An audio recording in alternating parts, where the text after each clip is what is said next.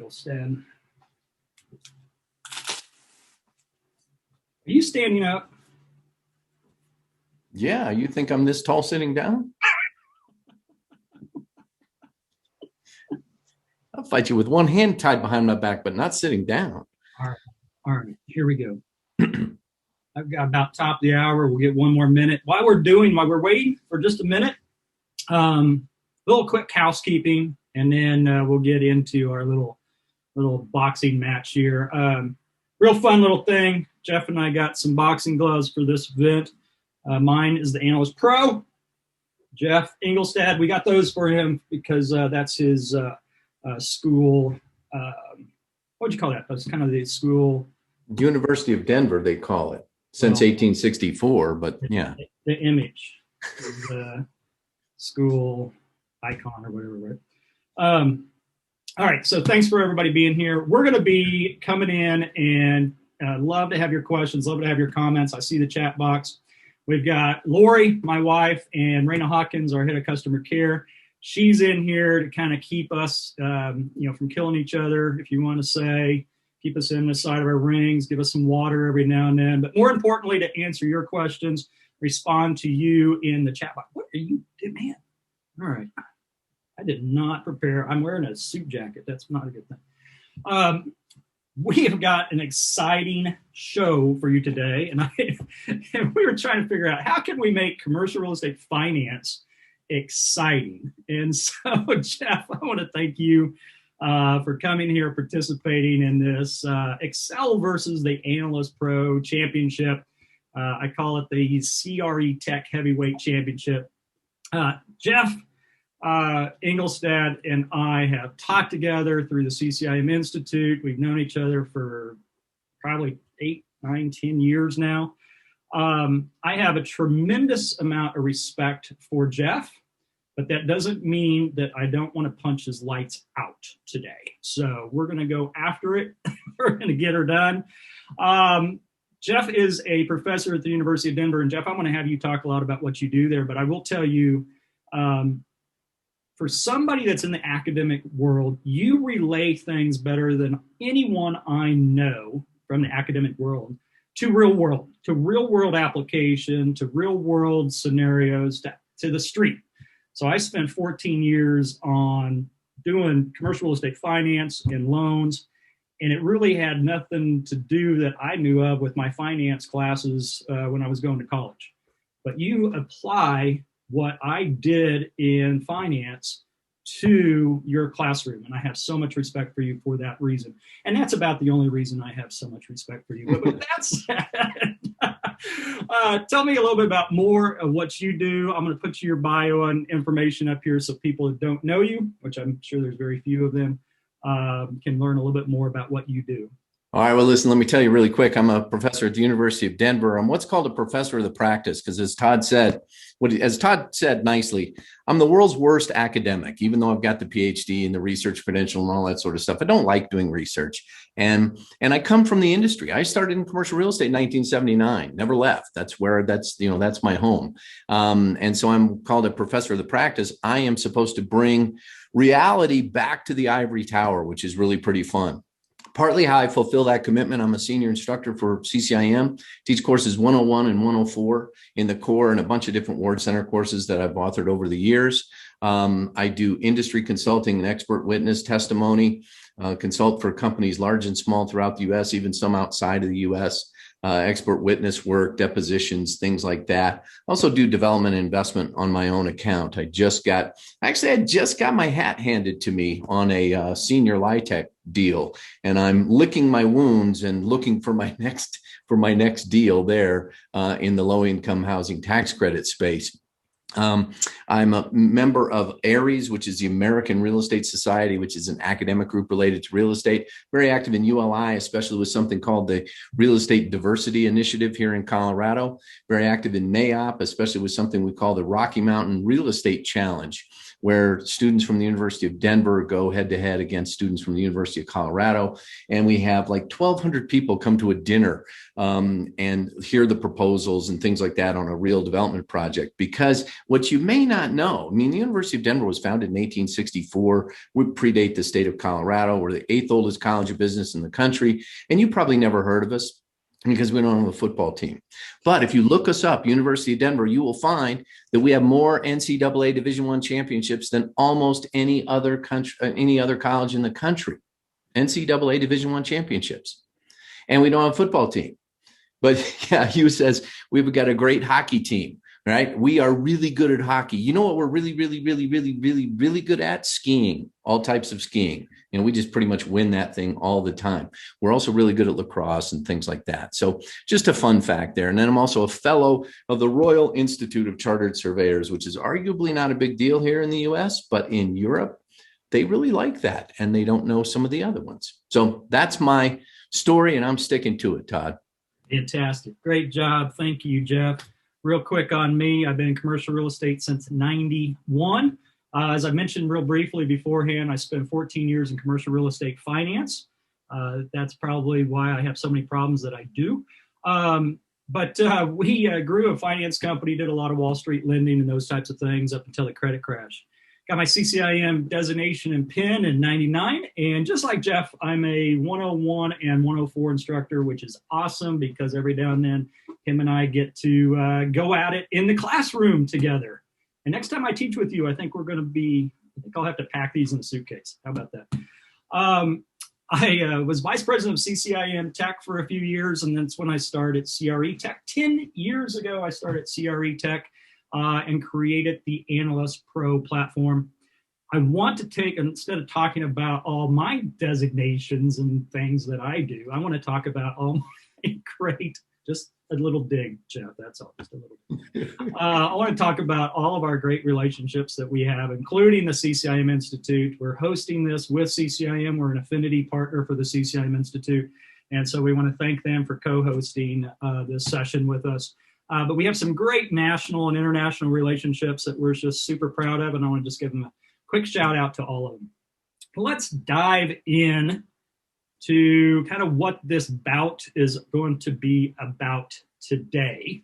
And we'll see, and I'll preface this real quickly. This is not Jeff and I's first match. This is our first publicly advertised match, but this is not our first match, which means we have done this case study together before, specifically for his graduate and undergraduate students there at DU. We had so much fun doing that. We thought we'd share the love and go at it head to head in front of a larger audience. So with that saying, we're going to be analyzing what I personally consider to be a pretty traditional, pretty simple deal when it comes to the commercial real estate world. We've got a grocery anchored retail center. I'm pretty familiar with this center because this is where we go get our groceries every week.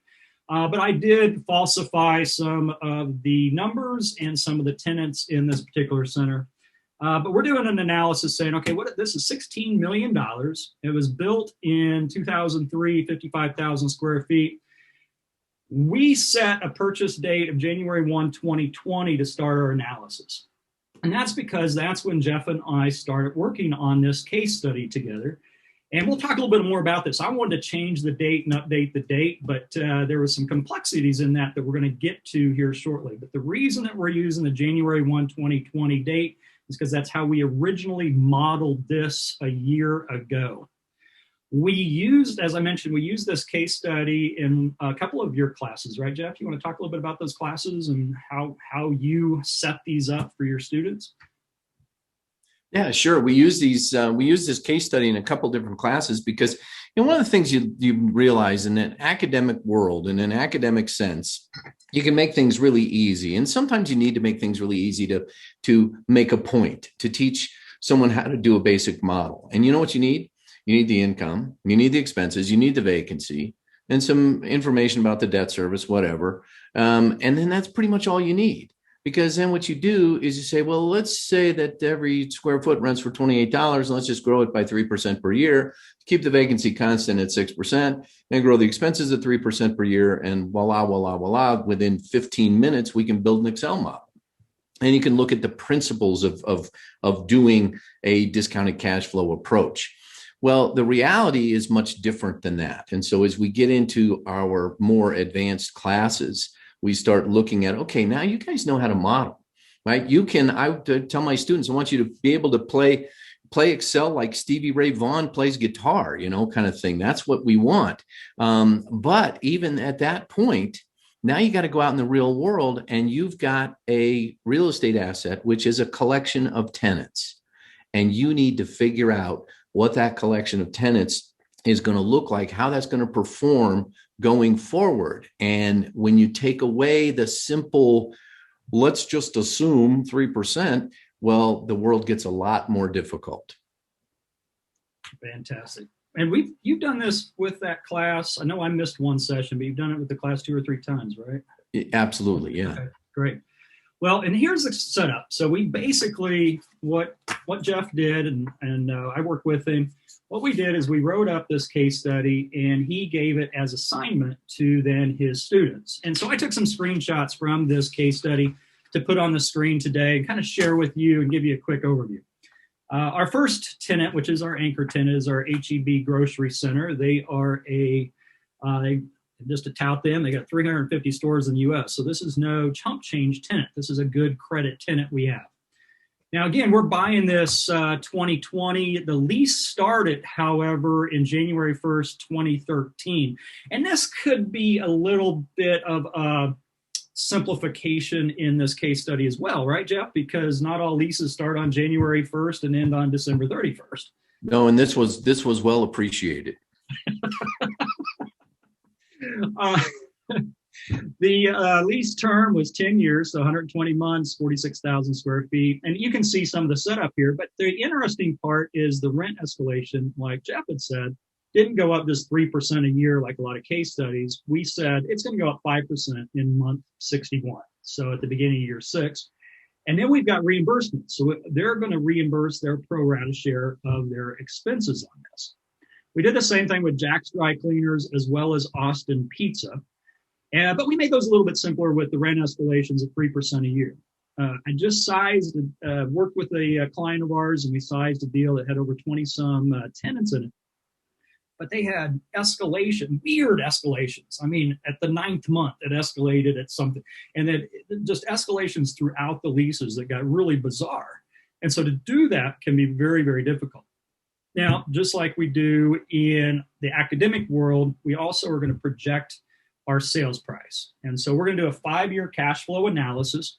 And on this 5-year cash flow analysis, we're going to project what we'd sell this property for at the end of 5 years. And we do that by then capping, using the cap rate. We set out an 8% cap rate on this particular center. An 8% cap rate, but we then cap year 6 NOI on the property because you're buying future cash flow. So we're looking at the NOI at the following year, subsequent year, capping that to figure out what the current sales price would be. Then we've got our operating expenses, pretty standard in here. We're coming in and saying, okay, our current real estate taxes, we're say $200,000, and they'll increase at 2% annually. Property insurance. Here's the little one here is this property management one, 5% of gross operating income. And this is, again, for 14 years doing commercial real estate finance, we had 2 analysts working on our team. We use the heck, Jeff, out of Excel spreadsheets. I mean, we use them every day, all day long with our 2 analysts. And then we had to use this thing called Argus as well. But I would always initially set up to calculate the debt service coverage and everything else, especially for the first year. I'd set that up in Excel. And that was my life for 14 years. So I liked Excel, but we'd come to this little thing called property management, which was a percentage of the gross operating income. So the percentage of the total collections on the property. And I really didn't think about this too much until we started programming this in the Analyst. And then I'll have you speak here in a short minute about how you had to do it in Excel and the fun you had with that 5% of gross operating income in Excel. Financing, obviously spending 14 years in finance, we're going to consider financing on this and see how that changes our return on the investment. So we set out an assumption of a 70% loan, 5.25% rate, 25 years, 10-year term, 1% of the loan amount. I know in this day and age that 5.25 may be a little high, but again, we wanted to build a case study that had a little bit more life than 1 year to it, if you will. The forecasting conundrum. Jeff, what is the forecast? What do you mean by forecasting conundrum? Well, the thing is it's easy to figure out the first year net operating income, the acquisition cap rate. Again, the rents, the vacancy, the expenses. Well, now you're down to net operating income. You can calculate the debt service, and now you're down to cash flow. So you can get things like your acquisition cap rate, like cash on cash rate of return and all that sort of stuff. But what about the rest of the holding period? You're not buying year one, right? I remember being frustrated with an investor one time at a ULI conference, and the guy gets up, big text, and he's like, "We're cap rate investors. That's all we care about." And I'm like, no, respectfully, I don't think so. I don't think anybody's cap rate. What you care about, not is the first year operation, although that's important, but you care about the holding period. So what's going to happen? HEB is your anchor. That's a big tenant for you. They're expiring in 3 years. You don't have a lot of length left on that lease. What are you going to do?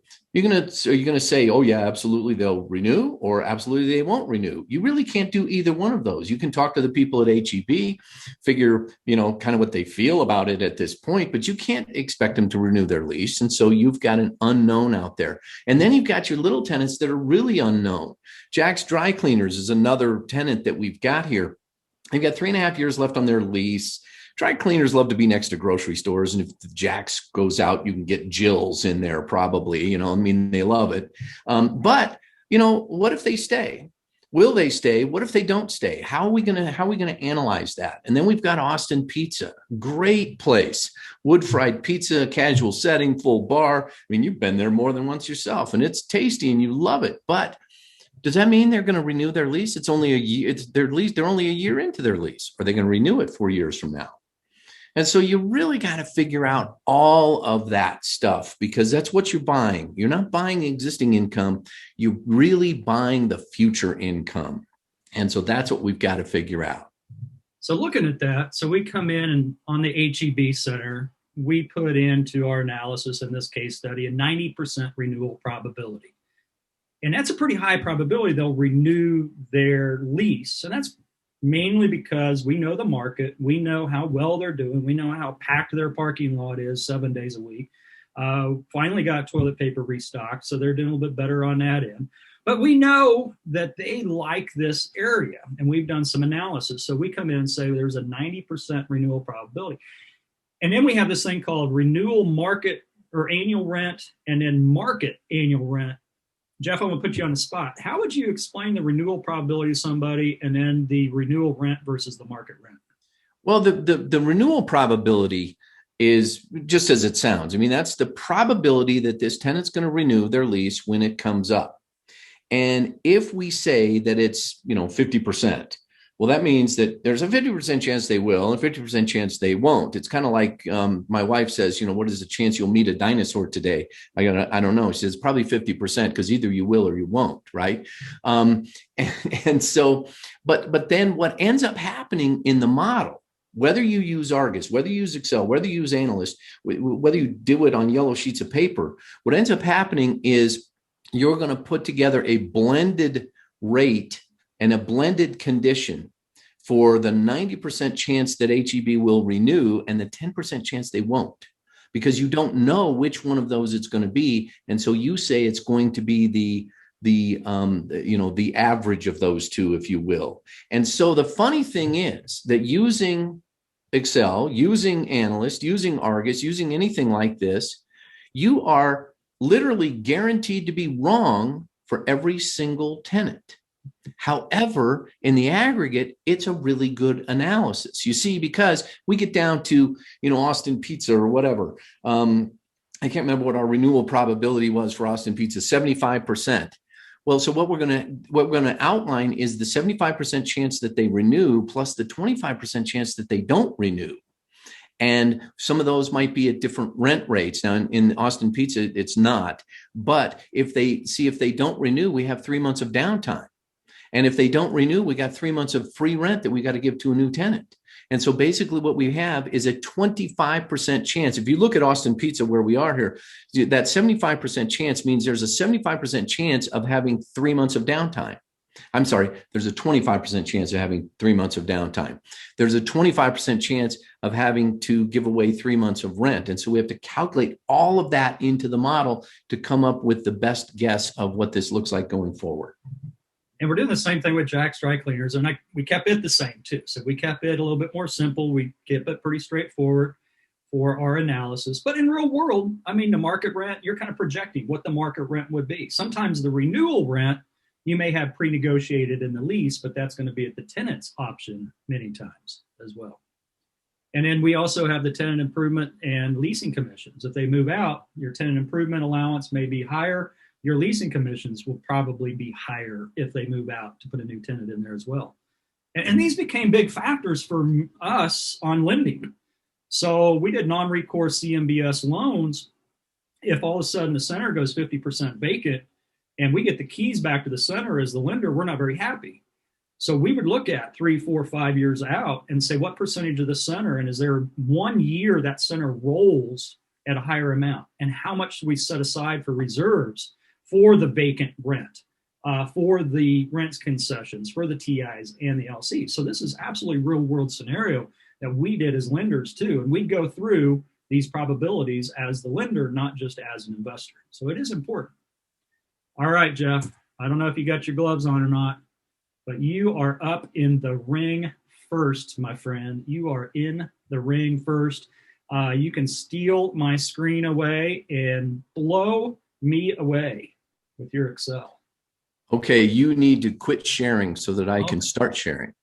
All right, let me stop. I have stopped sharing.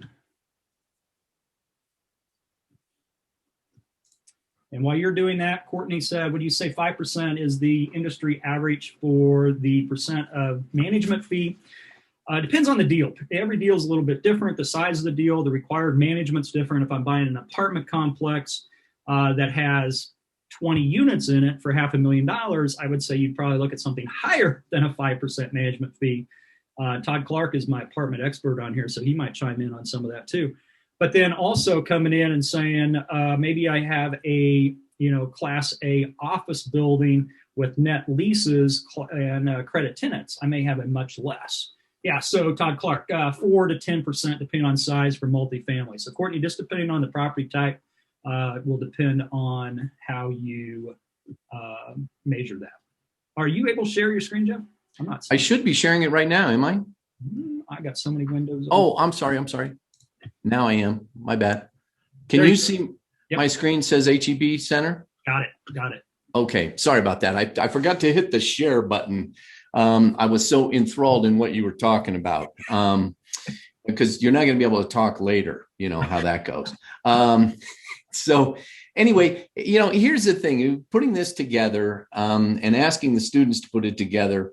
I don't know. I mean, I don't want to ask the students to do something that I'm not willing to do myself. And so it's like, okay, I assigned this. Todd and I talked. We kind of wrote this case study, and I assigned this to him. And I thought, well, I better do it myself. Well, I quickly burned at least 5 hours on this thing, and so it was it was a little bit more of an assignment than I thought maybe it would be. And it was really, really difficult to do. This could have been so easy, a 3-tenant center, if we didn't have to assume any of this reality that goes along with this, or if we could have just completely smoothed it out, like you might do on your very first pass as you're taking a look at an investment property. You might just make some really bold assumptions or draw some really bold conclusions. But once you get down to where you're going to put some money on this thing, you got to figure it out. And so here we've got the grocery store, we got Jack's, we got Austin Pizza, and then we've got our operating expenses. And as we've talked about before, this is just data from the case. It's really all it is. And then we've got our rollover analysis. So I had to kind of recreate this, just kind of get my head into it. Here's the probability of renewal, what the tenant would renew at versus what a new market tenant might be. And in the case of HEB, those two are different. In the case of the other two, those are going to be the same. The escalation at 5%, but this is going to be a 5% one-time escalation. These are going to be annual escalations for the two smaller tenants. And then, are we going to have to give away some rent if we get a new tenant? Are we going to have some months vacancy if we get a new tenant? Are we going to have to pay tenant improvements? And what is our new leasing commission going to be? Because maybe we'll have to think about HEB. If HEB doesn't blow out, then we don't have to pay this $350,000. But if they do exit, then we have to pay this.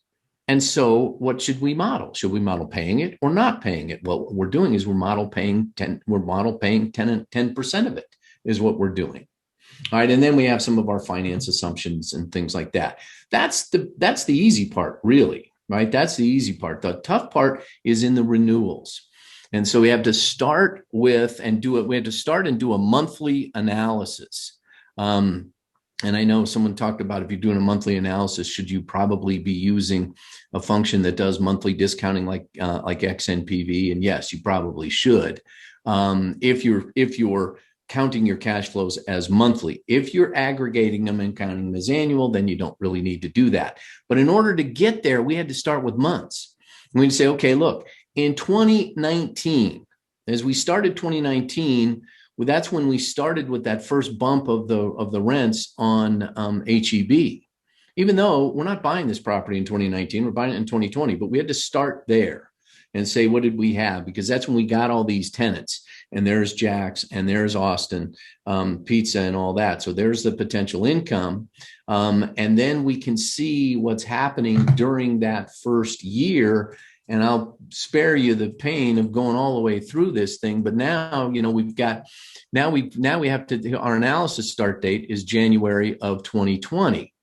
And so here's where we've got to put in, there's our market rents and our income from all of the tenants, and all of that, so that we get to the whole thing. Then we got to run that thing through for years and years and years and years, right? Because months and months and months and months. And so here's where we've got some things happening. We get to 2023, we've got HEB is looking at, I think that's a small increase in rent for them, because that's when they're going to come to their second 5% if they stay, right?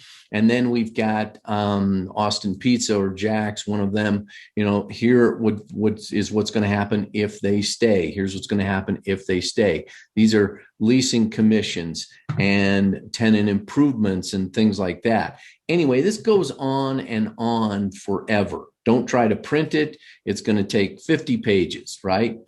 And so then we go back, and then once you do all that, you got to do all that. And so we were out here, it looks like, well, you never did anything down here, but you see, we get all the way down here to where we've got leasing commissions and tenant improvements and things like that. Well, you can see where they were happening, but you got to put them in their appropriate place in time.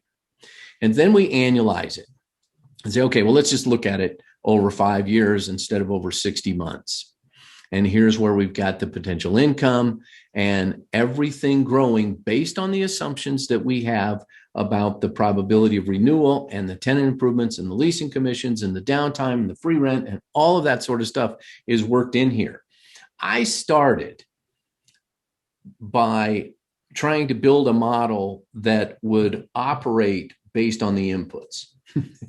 It's like, okay, whatever you put up here will be your inputs, and then your model will just plain operate based on that. And after a couple hours, I thought, well, heck with that. I'm not doing that.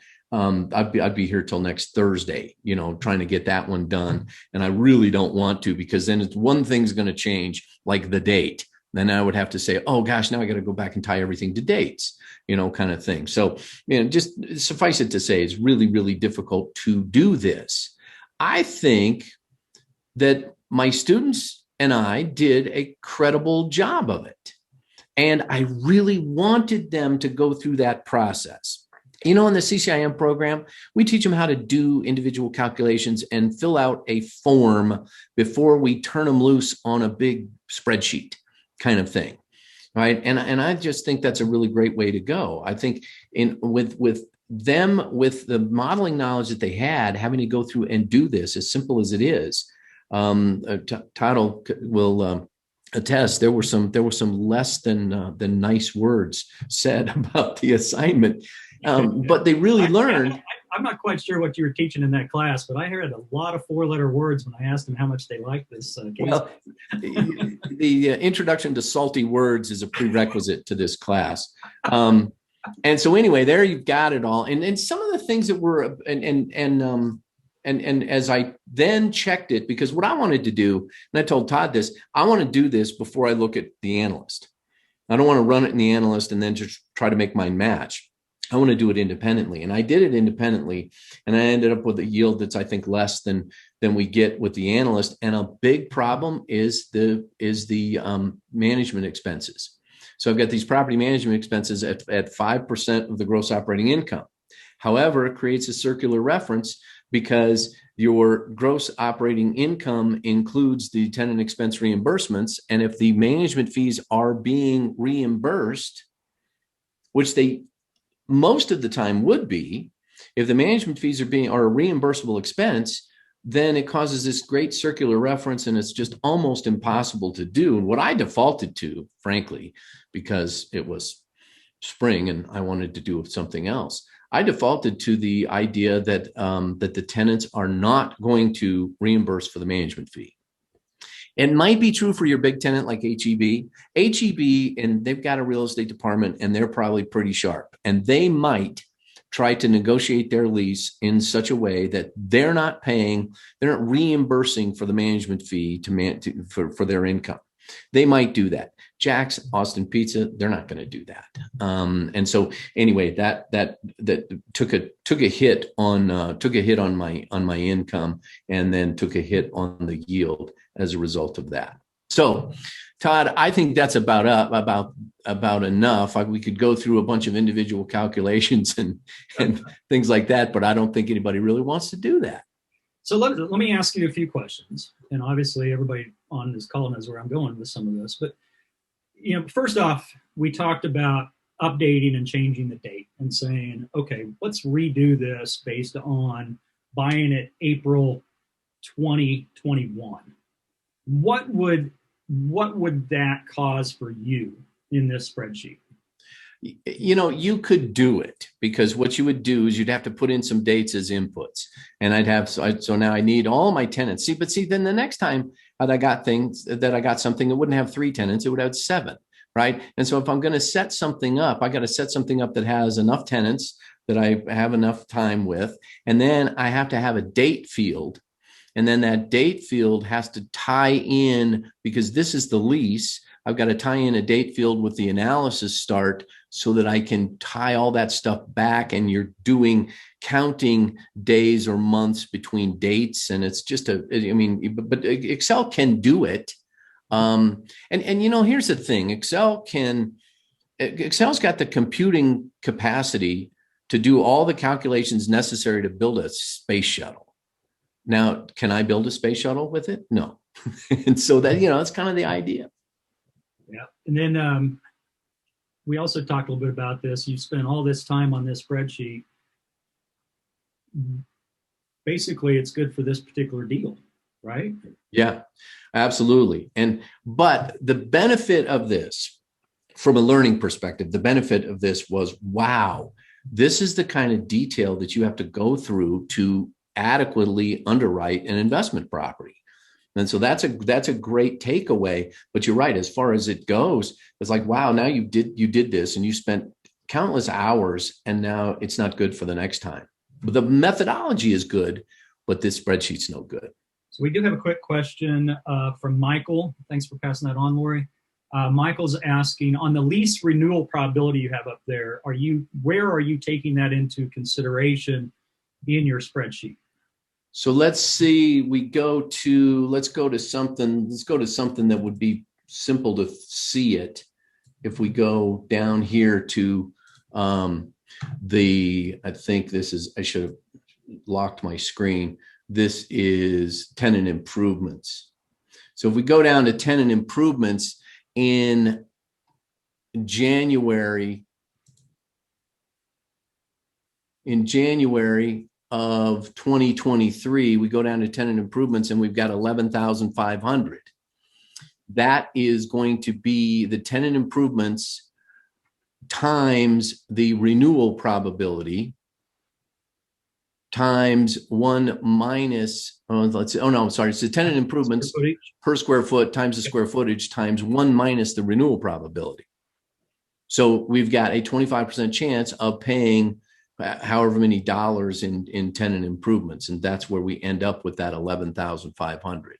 So we had the 250 per square foot. Michael, just kind of reading from my cheat sheet here. We had the 250 per square foot times basically 4,500 square feet for the total TIs. And then what Jeff did is took the 1 minus 75% to give you 25% to then calculate that. And this one's actually HEB. And the reason I know this is HEB is because this number is 35,000. Oh, yeah. That number of 35,000 makes sense for the leasing commission because we've got a 10% chance of paying 350,000. That's right. Perfect. Great. And I know we got a few other questions kind of digging into the weeds there, John. Not going to ignore your question, but we will get to some of these questions a bit later. We are in the middle of round. What round are we in, Jeff? I'm so confused. Well, I think we're in the second round. Second round, going to the second round. Usually I knock people out in the first round. I just want to let you know, but. Well, we appreciate since you didn't enter the ring yet, I mean, it's kind of difficult. All right, let me go and share my screen here and see if we can compare your apple with my orange, if you will. So, and it's impossible, folks, to compare Excel to the Analyst Pro. But Excel, Jeff, is our #1 competitor over here at the Analyst Pro. When we're talking to people and we're talking and showing them how we can do financial analysis, they go, "Well, I got my favorite Excel spreadsheet." I'm like, "Okay, well, let's see how that compares on a real world scenario is what we're trying to do." All right, are you able to see my screen again? Yes. Okay, perfect. Let me get rid of my menu and go into. All right, so next up, the Analyst Pro. I'm going to come in, I'm going to analyze the same property, but unlike Jeff, who would need a lot of time to set up that Excel spreadsheet, and he did, I want to set this up with you live. And I probably need some volunteer, Lori or Raina, to time me on this as I go through and enter this with the quantification that I am also going to talk about it as I go through it. So this is probably gonna be a little slower than I would normally do it, but a little faster because I'm pretty familiar with the Analyst Pro over the last 10 years. I'm gonna try to do this. I'm gonna try to bring up 2 screens, and I apologize if this gets a little small for some of you on your screen, but I wanna pull up that case study PDF document and pull it basically next to the inputs that I'm going to put into the Analyst Pro, so you can kind of see where these numbers are coming from, just like Jeff was using in his spreadsheet. So first off, we're going to call this the HEB Anchored Center. And I've already made a folder to save this on my Excel versus the Analyst Pro. So I'll save this in here. This saves to basically the cloud, a secure server. We use Amazon AWS servers. Purchase price on this property, $16 million. At this point, I have an option of putting in a purchase price or an acquisition cap rate, either one. So when we calculate the first year NOI, it would calculate the purchase price for you. Property size was 55,000 square feet. And again, that purchase date. The purchase date's really an important date for us, as we talked a little bit about with your Excel spreadsheet. It's a very important date because this date changes all the calculations in the future. It could change your returns. It changes when the escalations are. It changes when the lease expiration dates are. Well, it doesn't change the lease expiration, but it changes when it happens during our ownership cycle. So I'm going to go a little bit back in time to January 2020 when Jeff and I started working on this. And I've entered the property information. Next, I would enter my income information. And I will say this is probably where you would spend the most amount of time in the Analyst Pro. If it was a single tenant, 5 minutes. The other day I had 28 tenants for a friend of mine we were looking at, and it took me about an hour to put in 28 tenants because of all the different escalations they had. So I'm going to come in, I'm going to enter each of these leases. So I'm going to start with the HEB grocery, HEB, and I'm just going to say they're in unit 101, and their original lease started in January of 2013. 2013, confirm that. And they had 120 months, so a 10-year lease. So we're going to automatically calculate when the lease expires. And that lease then, once that expires, then the rollover calculations take place for us. They are a big anchor tenant at 46,000 square feet, which is important because our reimbursements are based on their pro rata share they occupy too. So when I put in 200,000 in taxes the first year, HEB is going to be paying their pro rata share based on the square footage they occupy. Let's see, I'm at a 24.5 rate. And our escalation, this would be where I could put in the 3% if it was annual escalations. But HEB is going to escalate in the 61st month at a percentage. I could choose different escalations, but they're going to go at a 5% escalation. If I want to add multiple escalations, real world, you would, especially with an HEB or Family Dollar or Dollar General or even something simple like that. We're not going to put in our initial rent concessions, TIs or LCs, because that was back in 2013 when they first took occupancy, and we're going to be starting our calculations in 2020 from here on out. What about our net lease? Well, under custom tenant reimbursements, they're reimbursing all expenses. So I'm just going to click a checkbox and done. I now reimburse all expenses. Jeff, going back to what you were talking about, if HEB didn't reimburse property management, I just simply come in here and uncheck that box. Yeah, and I think that's a good bit of flexibility. It really is. You could do it for any one of them because some big tenant might, kind of negotiate something that's different than everyone else. Yeah, we're seeing all kinds of stuff right now. We're seeing some tenants that have gone back and renegotiated like gross leases for an interim period. And so this has gotten a lot more complicated in the recent months, I will tell you that, or over the last year for sure. Now, on the lease renewal probability, we had a 90% probability they would renew at a 27% market rent, 30% or renewal rent, 30% market rent. And again, we were going to escalate that rent in the 61st month at 5%. Save that. If we need to release the HEB center, so coming down to my rollover analysis, I'm going to assume it would take us 3 months to release that. And now we had the $2.50 in TIs with the new leasing commissions was that $350,000. That's where you came up with the $35,000 in your spreadsheet because it was 10% of the new leasing commission.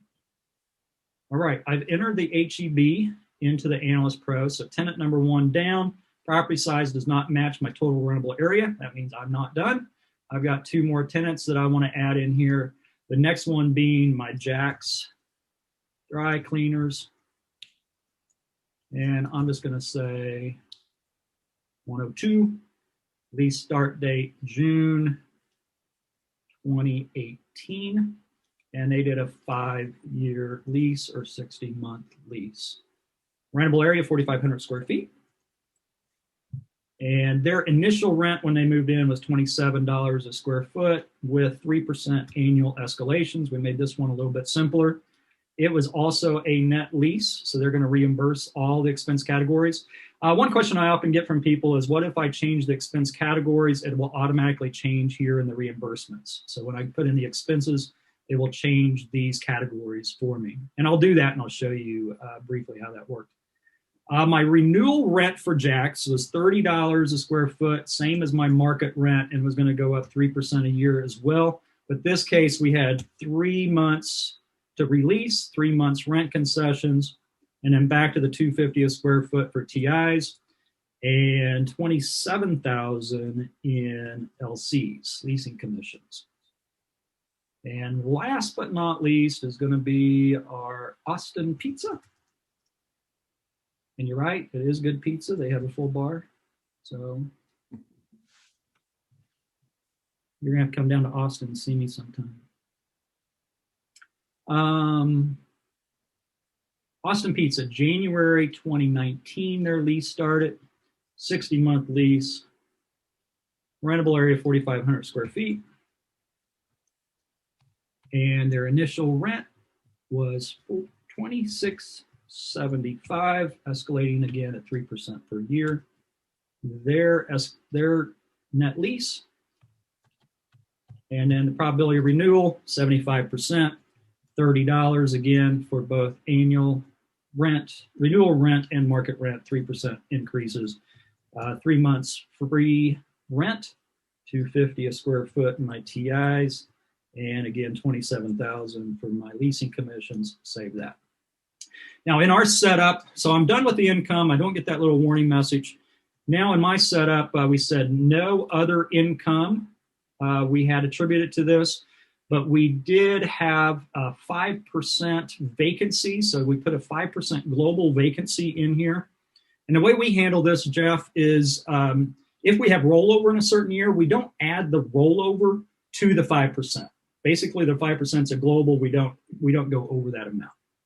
So you don't go over the 5%. We don't go under that. We don't go under the 5%. Sorry, we don't go under the 5%.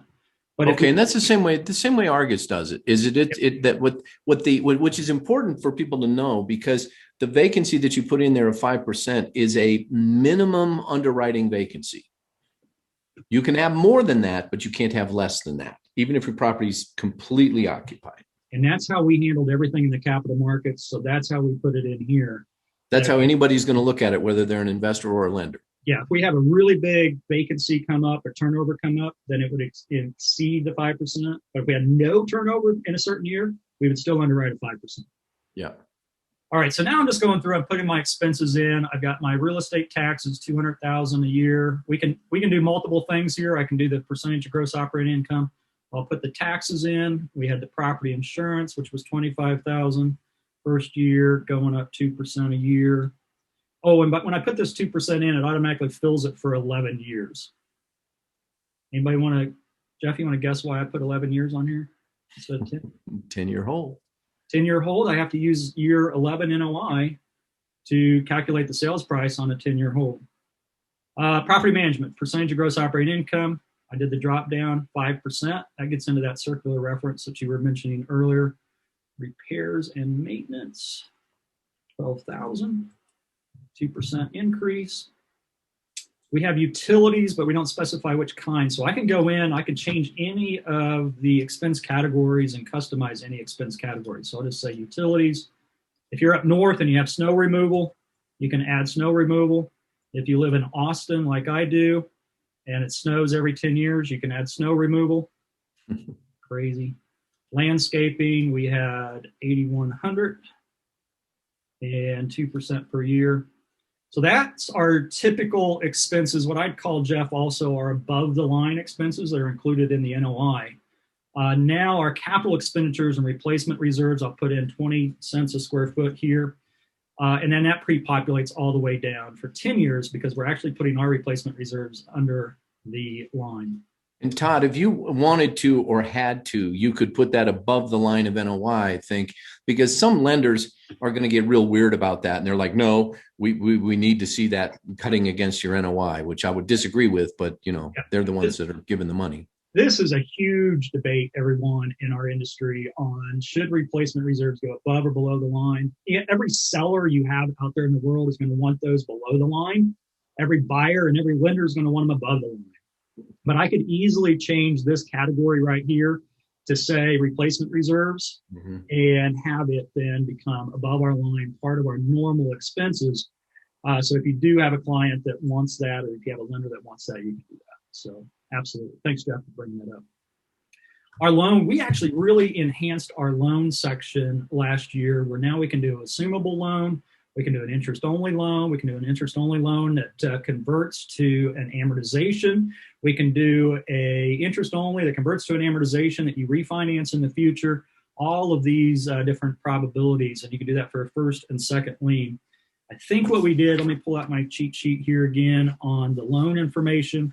We projected financing at 70%, 5.25% rate, 25 years with a 10-year term. So I will put in my 5.25, my amortization 25 years, term of 10, and click continue. Actually doing a refinance cash out on some of these projects really makes a big difference to your return and your IRR. It's pretty fascinating. We're selling it at an 8 cap 5 years from now. Click the continue button. We also have acquisition and disposition. We actually put the acquisition cost and disposition cost under our default settings. Sometimes you want this to be more global settings. So we have our acquisition disposition cost. You can put it in as a percent or as a dollar amount, either or. You can see here 1 to 99 is a percentage. We also can do after-tax analysis on the property for commercial or residential tax property. We're doing the before tax on this, so I'm going to save those default settings for this. And we've added a lot of different KPIs and sensitivity analysis for the reports. We've added the weighted average lease expiry or weighted average lease term, depending on what part of the country you're in. But we actually will weight out, based on HEB only having 3 years left on their lease, we're kind of showing a low whale, as you call it, on this particular property. We can do the lease expiration rollover analysis on this. How much of the center is rolling in any given year? Annual cash-on-cash dividend, optimal holding period by IR. Jeff, you got me to put this one in here, optimal holding period by discounted cash flow method. Can you explain that in 2 minutes or less on what that means? Well, when your optimal holding period by internal rate of return picks the greatest internal rate of return, if you're analyzing something that you're buying at a 7 cap and you think your exit cap is a 6 cap, your optimal holding period is going to be 1 year, because that's where you're going to have this giant IRR. And that's not necessarily the case, because if your discount rate, say, is 15, but using that discount rate of 15%, your optimal holding period is all the way out to 7 or 10 years, then that's probably more realistic. But people look at both of them. And it would be really looking at, if you had an alternate investment or investment alternatives at that 15%. Mm-hmm. And this also allows for us to take our future cash flows and discount them. So a lot of times people will say, well, what is the discounted cash flow? What are those cash flows worth today? And that allows us to do the same thing. So we really like that. Impact of leverage, modified internal rate of return, our acquisition price sensitivity analysis. What if I paid more? What if I paid less for this? Disposition price sensitivity. What if I paid more or less? Or what if the cap rate? So I'm projecting cap rates in the future at 8%. What if the cap rate was lower? What if the cap rate was higher on this? And then I can pick the different report type to pull up. Because it takes about a minute and a half for that report to process. So what I'm going to do is I'm going to flip over here and show you the PDF report that it generated. So in this case, I have a 37-page, and it's basically because I just clicked all those KPIs and sensitivity analysis that I got a 37-page financial analysis report on this with our initial investment, our cash flows each year over each year of our analysis. This was kind of the roll-up. So this was kind of all those numbers you had on the side of your spreadsheet. We kind of rolled those up into our first summary page, if you will, showing our total vacancy, our expense reimbursements amount, replacement reserves, debt service on the property, our cash-on-cash returns each year, and then obviously the IRR return for the first year. So this is kind of the summary page of everything, as you would say. My CCI and friends out there, your cash flow analysis worksheet with the sales proceeds before tax on this as well. We build the rent roll on the property, showing each individual tenant. We love graphs, so we graph all of this out, showing the percentage occupancy of each tenant in the property. We look at the rate per square foot for each individual tenant, so HEB as well as the Jack's and the Boston Pizza. And then we detail out, so this is kind of where your spreadsheet was going. We detail out each individual tenant. What's the rental income for that year? Here in year 4, that's where we get into that turnover vacancy amount. And then also we have our real estate tax reimbursements, property tax, property insurance, all the reimbursement amounts. So we're seeing the total for each year. And I think this is the one that you pinpointed for Michael's question on the 11,500. how you calculated it for the HEB in your spreadsheet as well. So we're matching, which is always a good thing.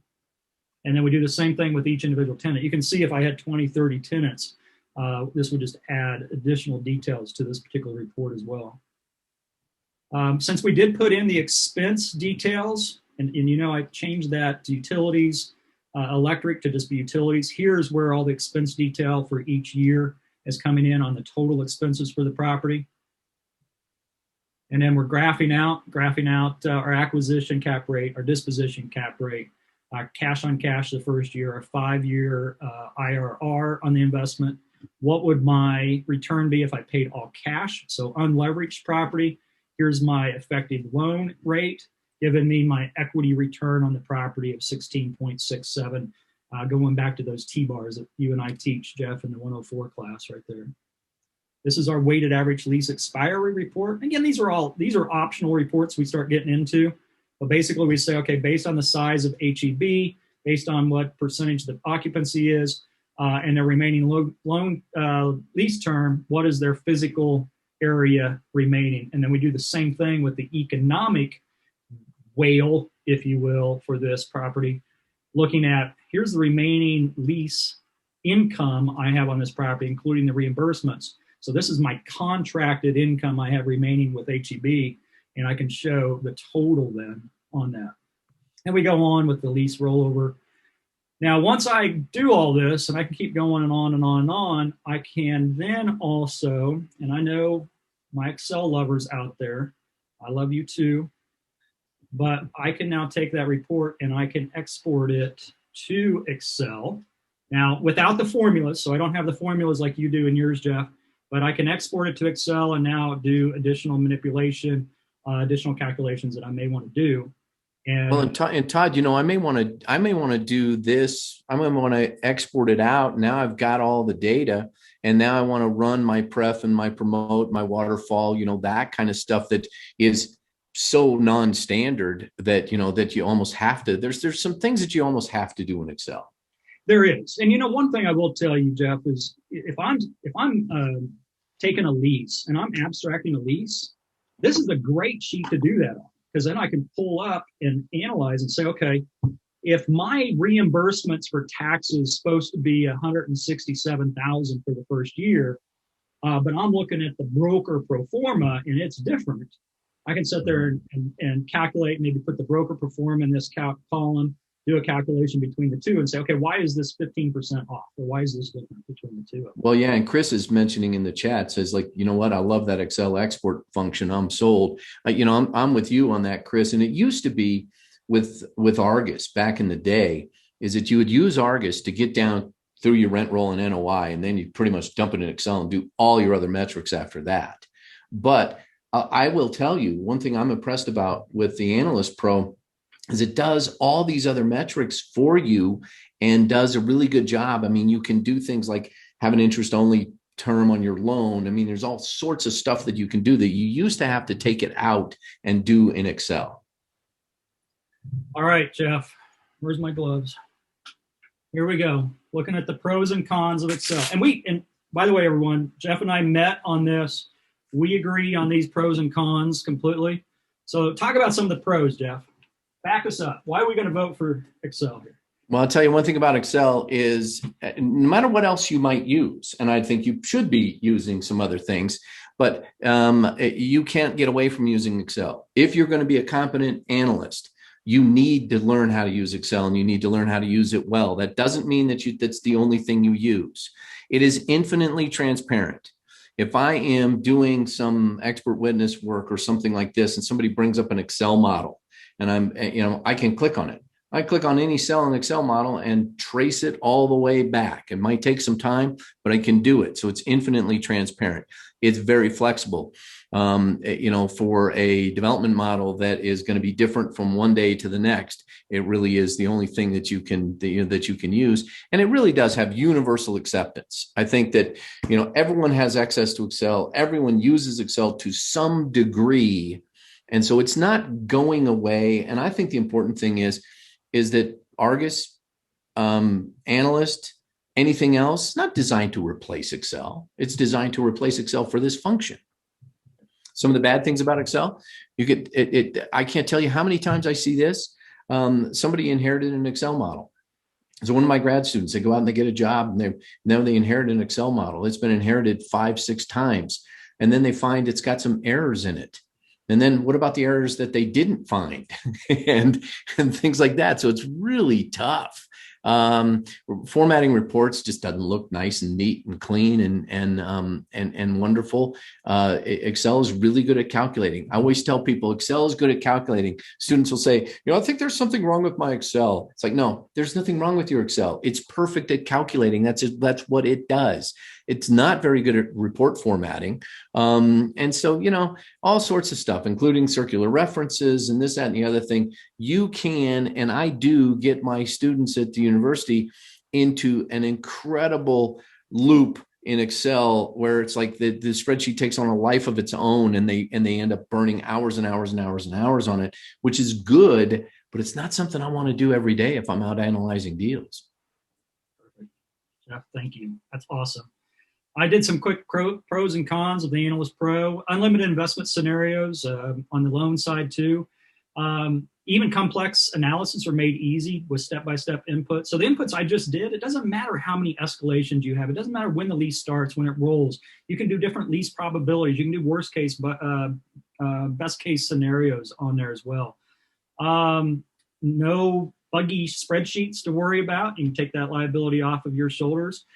Easy to print and distribute, nicely formatted PDFs. You can email that right out. You can also, I can run that Excel right from my iPad and my iPhone. It says we have a native mobile app. If I want to change the price on that property, I can tap right into my phone or my iPad and do that really quickly. But we do have cons. You got to subscribe to get it. So that's one of the cons I came up with, Jeff. And then the other one is, if you want to go in and do that customized report, so as we were talking about earlier and really getting into the customization, you would need to export that to Excel. What about our waterfall model? Second quarter, we're working on it right now. In fact, Jeff has helped us a little bit on some of that feedback and consulting as well. So what we like to say is the TheAnalyst PRO, we really took investment analysis, aka Argus, added our demographic analysis.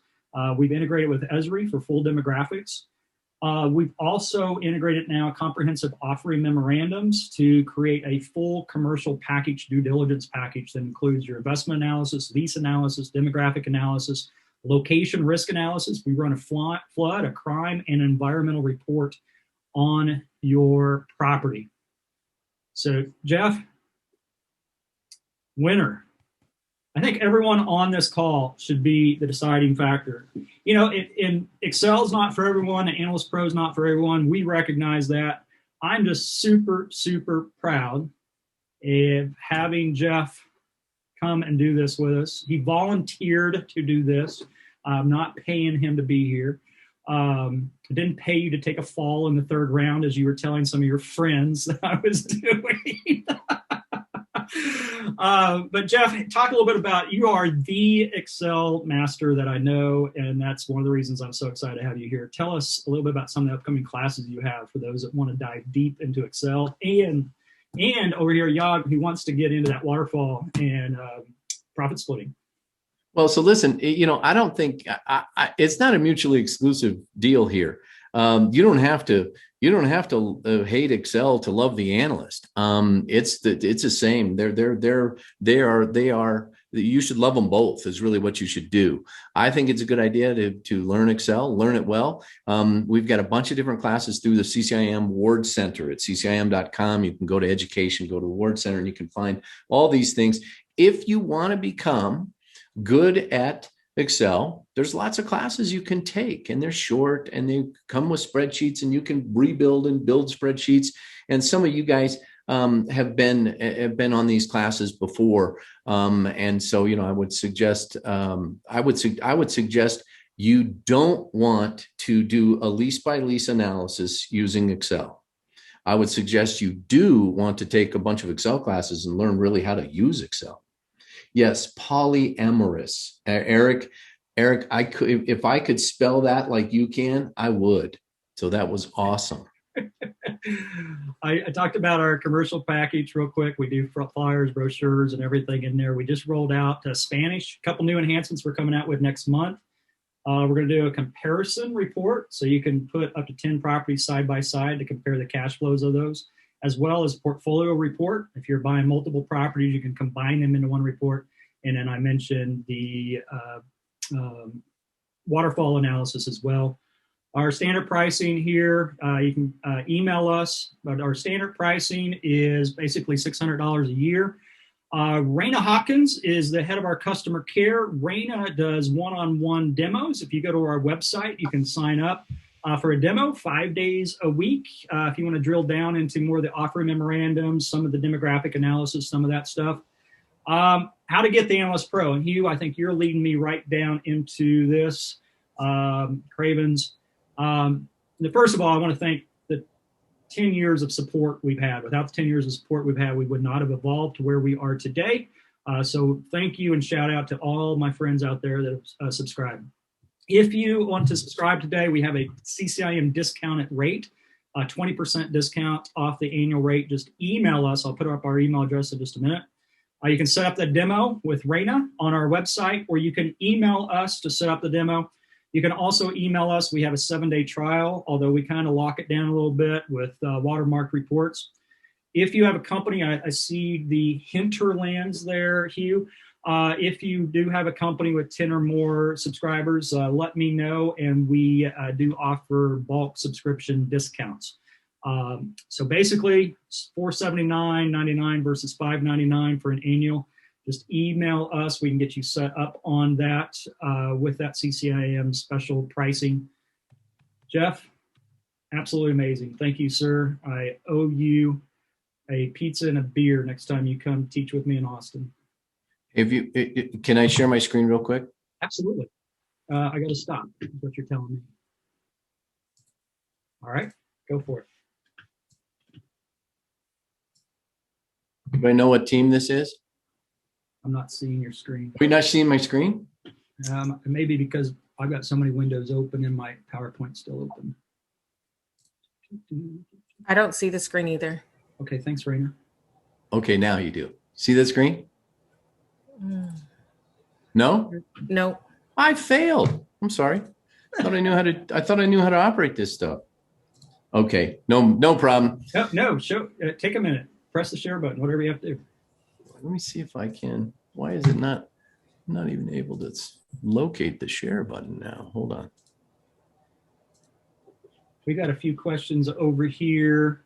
Simon, the Analyst Pro, does mixed use properties? Yes, you can definitely do a mixed use property. Anything that's rented by a unit, apartment, self-storage, select units on that first property screen. But for anything that's leased by square footage or square meter, put in square meters or square feet. Even on a mixed use property, put in square feet and then put in each individual tenant in the mixed use in that. And that way you get a full comprehensive rent roll on that particular property. So great question there. Trying to go back a little bit. John Blunt, the 20 cents per square foot. I promised you I'd answer that. You know, that's all over the board. A lot of the lenders will have their own underwriting requirements for the replacement reserves. And we also based it off of engineering reports on the expected life of what's remaining. So we would go in and get have an engineering report done, and then come in and look at it from that perspective and analyze that. What's the price? Cravens? $479.99. Contact us today. What about hospitality? Yes, Michael, we definitely do hospitality analysis for sure. Eddie Blanton just got your text. Thank you, sir. Lori, am I missing? Question about hotel as well, Todd. Yeah, hospitality hotel. Yes, we definitely analyze that, hotel analysis. So Michael and Jeff, you both asked about that.